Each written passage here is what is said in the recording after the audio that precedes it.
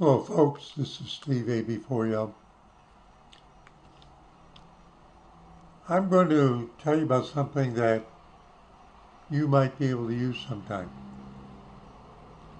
Now you can hear the traffic. It's not 100 degrees today, so I have the window open. I'm not promoting anything, I'm not recommending anything, but this is a perfectly good example. I received this in my mailbox today. It's for a service that was rendered to me a few weeks ago, actually a month ago. And it's taken this long to receive the bill because they bill the insurance first and then they bill you for what's not covered. You all know what I'm talking about. You notice that the envelope is sealed. I haven't opened it yet. Today, I had a conversation with a large medical institution that's in the Piedmont about the way they're running their website, because what they want to do is for their billing, they want patients to log into their web account and do the payments through that.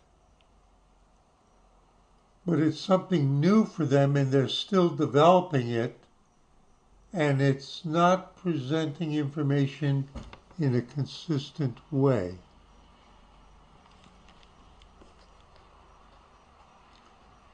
So I called in to complain a little bit because I didn't understand what was going on. And I got a second tier person to call me today. It was a very nice conversation. And one of the things she agreed to is that they would switch me back to receiving my billings by U.S. mail. Because I told her, I check my mail every day. See the mailbox across the street. If I get a bill, I come back over here, I open it, I turn my computer on, and I pay it. But what's been going on lately has caused probably not just confusion to me. She was able to explain it, but clearly the way it had been presented on their evolving website interface wasn't the same as her verbal presentation.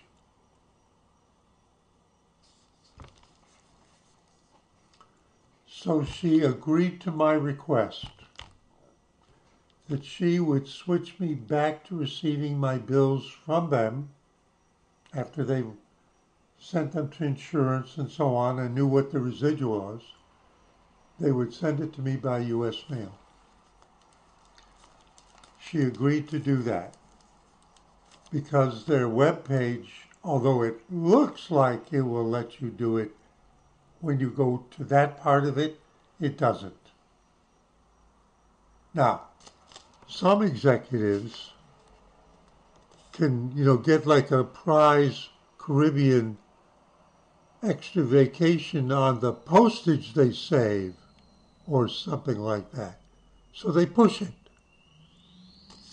They push it because postage rates are going up. So what's that got to do with this? I just told you that one of the ways you may have to work to get them to let you receive it by U.S. mail is that you have to call them and rant a little bit.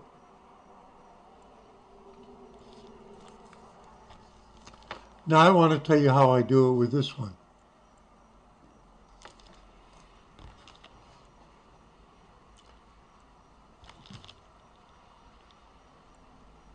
A year ago, I can tell you for a fact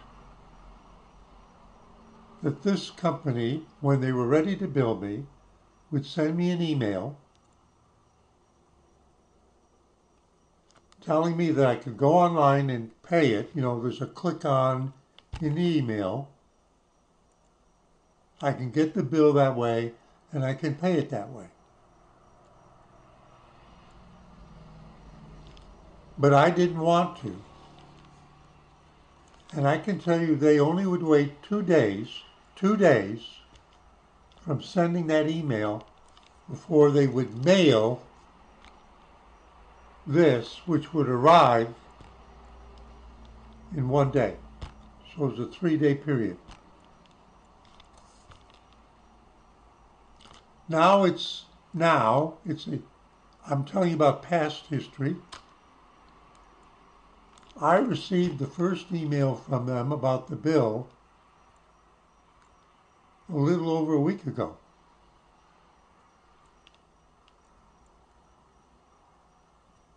No, actually last Monday. Today's Monday, last Monday. And then 2 days later I received another email about it. And then Friday I received another email about it. So that's not following the pattern of before. Because if I received the email last Monday by no later than Thursday mail, I should have gotten this.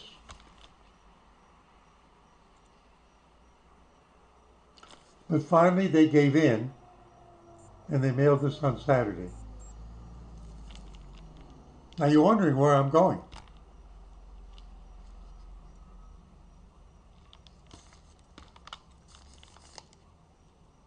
Let me show you something. Here's a Google search.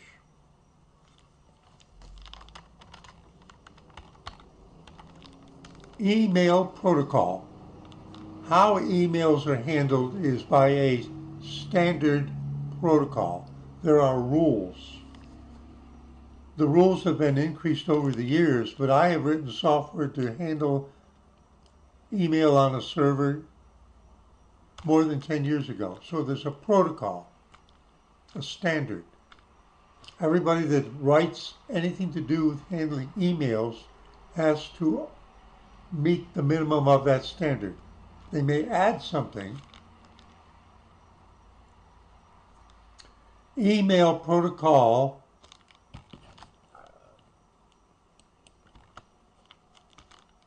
send that recipient. The email protocol sends. See, I even didn't give it a good wording. Sends that recipients open the email. What does that mean? What did I ask the search engine? What I asked them was, show me the how, if you send me an email, what can you do in the email that you send me that the email handling protocol will honor, that will send you back a little notification that I opened the email and read it, or at least opened it on my computer, in my browser, whatever. Do you understand how it relates to what I was doing with them? I outweighted them. My standard thing is that when they send me an email that there's a bill and I can pay it online, I don't click to read the email. I can see it I can see that there is one. I don't click on it. I know what it says. I don't click on it. Why?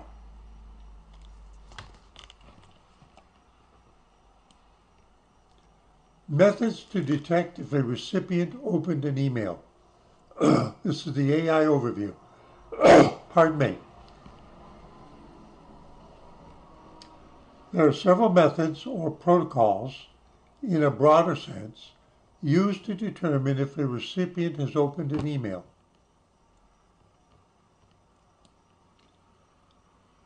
Number one, read receipts. Description. Some email clients, such as Gmail, that's Google, for work or school accounts, not for all accounts, for work or school accounts, and Outlook offer a read receipt feature.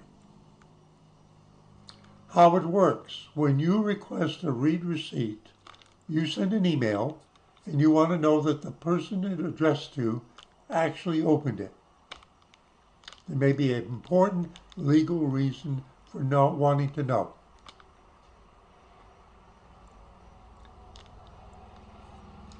A prompt appears for the recipient when they open the email, asking them to confirm that they've opened the message. Now notice that that one tells me that they're going to send a message back to the sender. And obviously, if I don't answer in the positive, I'm telling them, keep your mouth shut.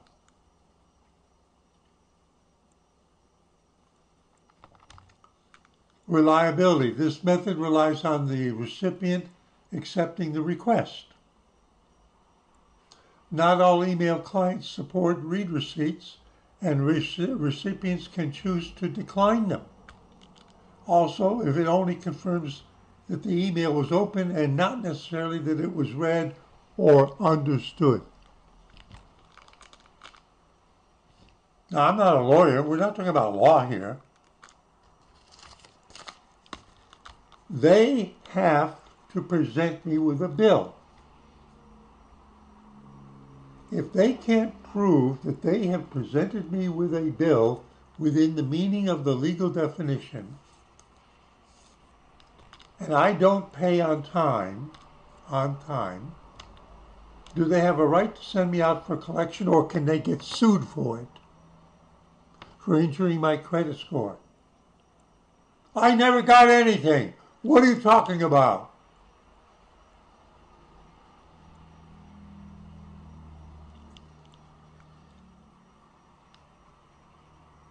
It's generally accepted that the person probably got the bill if it was sent by U.S. mail, because there can be tracking on the mail that it was delivered. And then the assumption is it was received.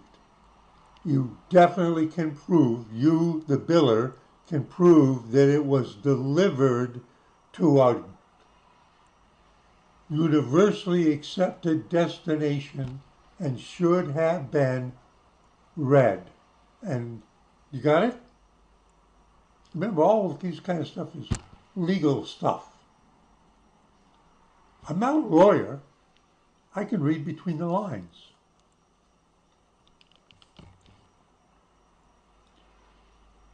So if I don't click to open the email, they have a clock set on their computer. They don't look at me individually. They have a program that's waiting for the receipts, receipts come back, messages, and tick them off. And if they didn't get one for my email address, when the clock expires, they are forced to print the bill and mail it paying postage and get the receipt that way. And the whole idea is to save the postage, because even bulk mail postage costs money it's more expensive than sending an email, even 5 emails.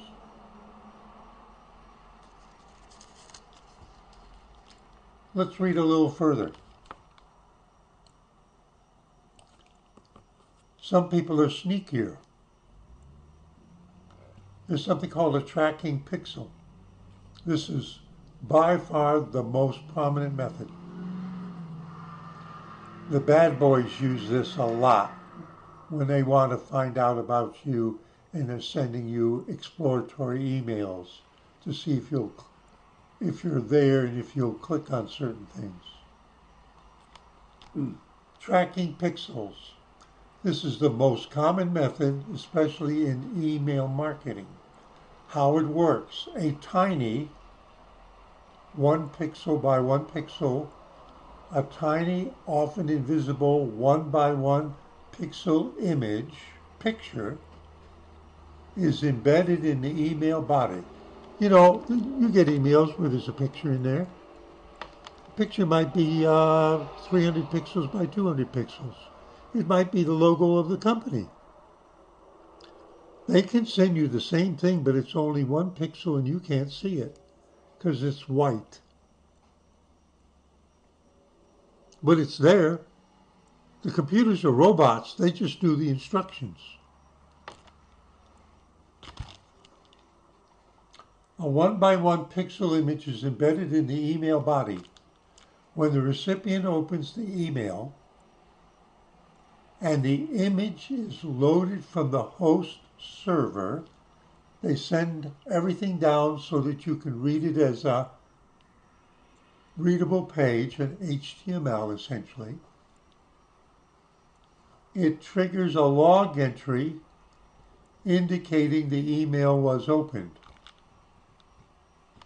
So there's another mechanism that isn't actually on your computer, but is on the email server of whomever it is you get your email handled by.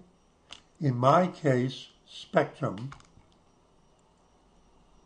or Gmail. I have that too.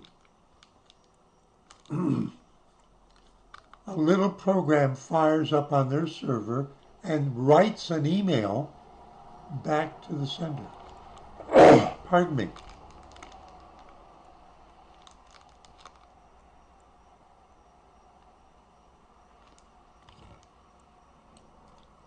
The tracking pixels, those little notes going back that you never saw, can collect data such as the time the email was opened, the IP address, which may provide an approximate location, marketing. They don't know where your email address is. Gmail.com, where are you? Oh, you mean Gmail is delivered by maybe regional data centers? And they can get the IP address of the handler and get some idea approximately where you live, that it's in Washington State. It might be in what, Northwest United States, and it's not in New England. The device type, they can often tell. Some people get specialized email handling because they want to hide out. Yeah, that's right. There's such a thing as email forwarding. It looks like it goes to Gmail, but it actually, when Gmail gets it, they forward it somewhere else. But that won't trigger the pixel until you download the email, and then it will be the final server and its IP address in the header that will tell them where it is, especially if it's a well-known IP address, which may provide an approximate location, the device type, and the email client used. Why would they want to know that? Because email client means software, and some are known to be really buggy and easy for the bad boys to do anything they want. Whereas some other kinds of email clients have software that checks to make sure everything is right and nobody's sneaking shit in there. The difference between Gmail and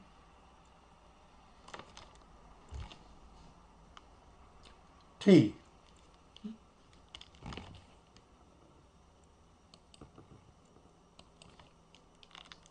TEA.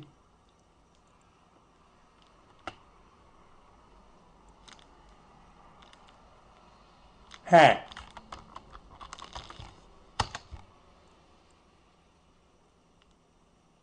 It appears you're referring to the recent T application data breach where a dating app, advice app for women was hacked. And what they got was all of the pictures, their email addresses, and everything. Because the software that these women were using to interact with this service online was shit for security. You understand what I'm talking about? Look, I don't know what I'm talking about. I'm just an idiot. I'm retired. Reliability of the pixel tracking. Email clients and privacy features like Apple's mail privacy protection can block tracking pixels. I just said that, I guessed that a minute ago. I haven't read this. Therefore, the data collected from tracking pixels may not always be 100% accurate. There's two ways they can handle that. They can see that it's there and they stomp on it. Don't send it back. Or they do send it back, but they put shit in there to mislead them. Protecting you. Tracking links. This method involves embedding traceable links within the email content. How it works. When a recipient clicks on a tracking link, you click on something inside of the email. Don't ever do that. Don't ever do that. Ever. Oh, it's from my bank. If it's from your bank, you close the email, you log into your account at the bank separately. Oh, it's from Google, it's from YouTube. You don't click to go back there. You close the email, you log into YouTube, and then you see if there is anything that was sent to you, because the message will be waiting for you, right? Not everybody thinks ahead. Data collected. So when a recipient clicks on a tracking link, it sends a signal back to the sender server indicating the link was clicked. This can provide insights into user engagement, such as which links were clicked. There's multiple links in the email. The number of clicks, the geolocation, the web browser used. They can track you by certain things about your web browser. Reliability. Like tracking pixels, tracking links can be affected by privacy settings and features. So, you can read the rest of it. So I'm in a little game with these people, not just them.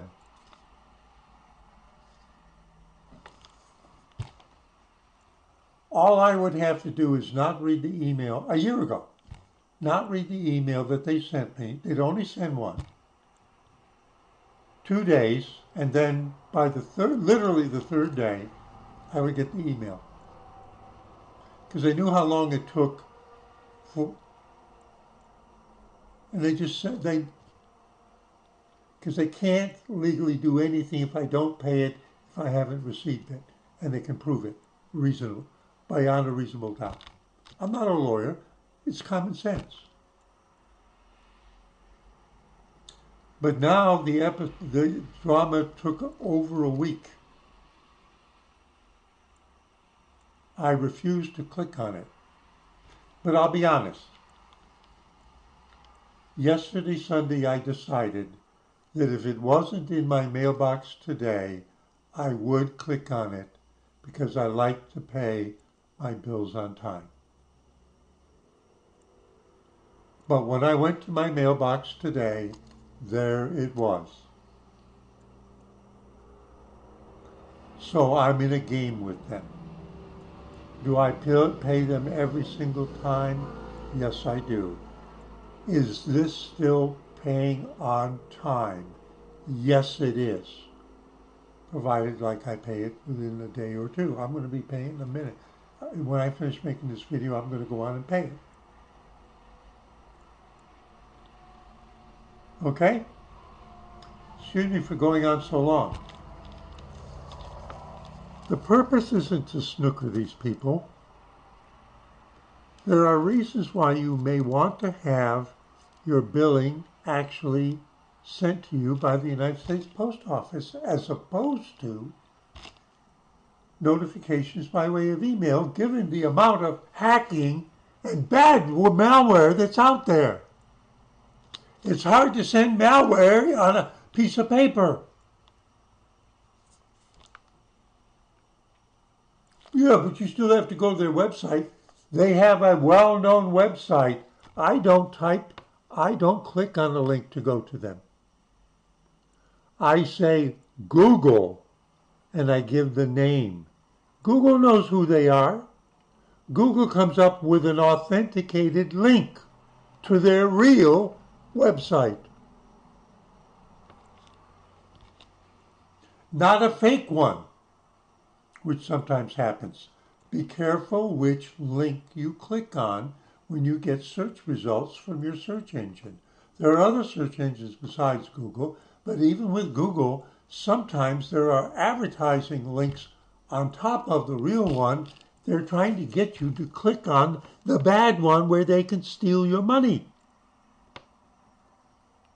Never go to the advertisement links. Always go finally down far enough to get the actual search return. That's what I do. It's served me well so far. Got it?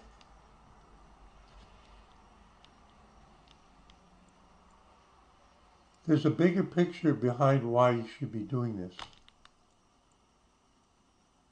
Even my bank on their website says, we'll never, right there, every time you get their homepage, we will never send you an email asking you to.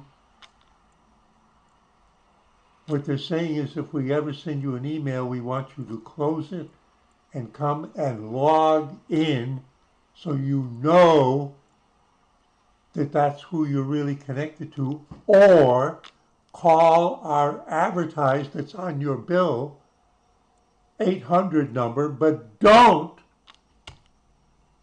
answer a message that you got on your phone by clicking. Don't click on the link in an email. We'll never do that.